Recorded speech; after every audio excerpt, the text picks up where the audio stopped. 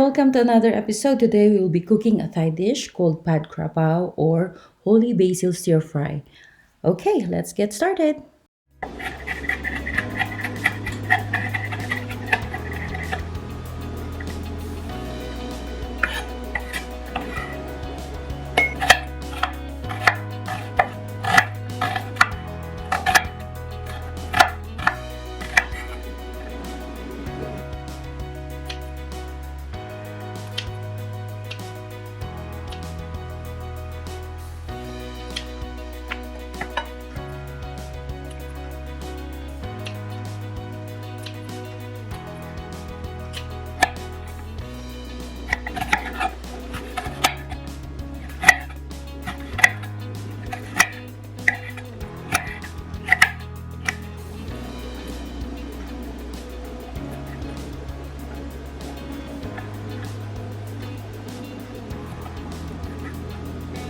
Init muna tayo ng mantika.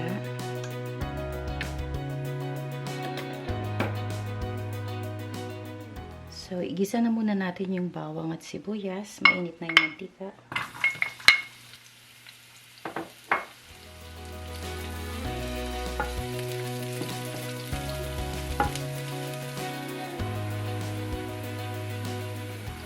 Ayan, so nag-brown na yung bawang natin, tsaka translucent na yung onion. So, ilagyan na natin itong chili. And just the same thing. Stir fry natin.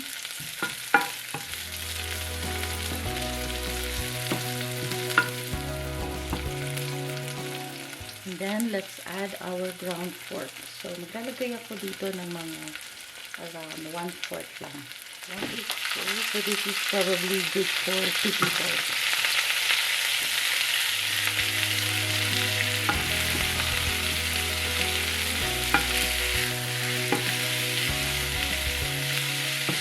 Okay, so let's add our seasoning. Kailangan natin ng 1 tablespoon na soy sauce. And then around half tablespoon na patis. Then half tablespoon na oyster sauce.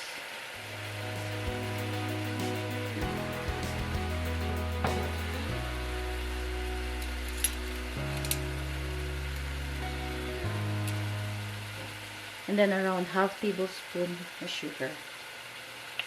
And then let's stir fry.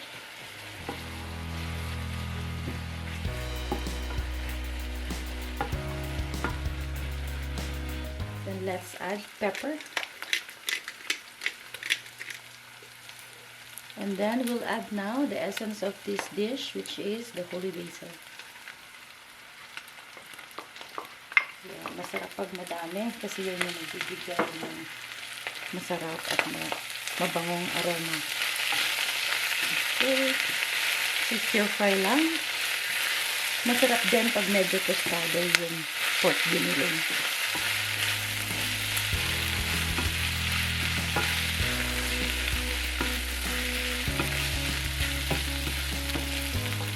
Yan, ganda-ganda na yung kulay ng giniling.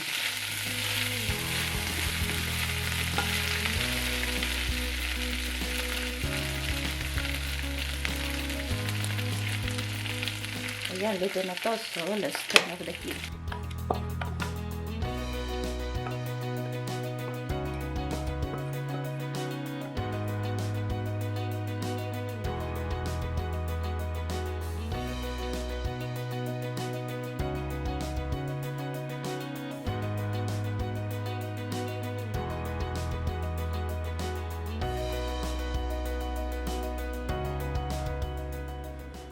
Okay, next, magluto tayo ng itlog kasi itong pad Kra Pao, usually ang kapartner nito ay fried egg.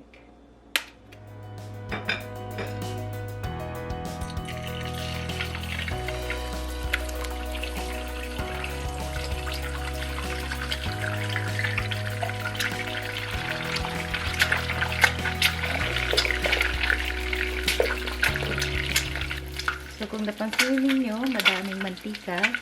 So, yan yung Thai style of cooking egg para sa pad Kra Pao.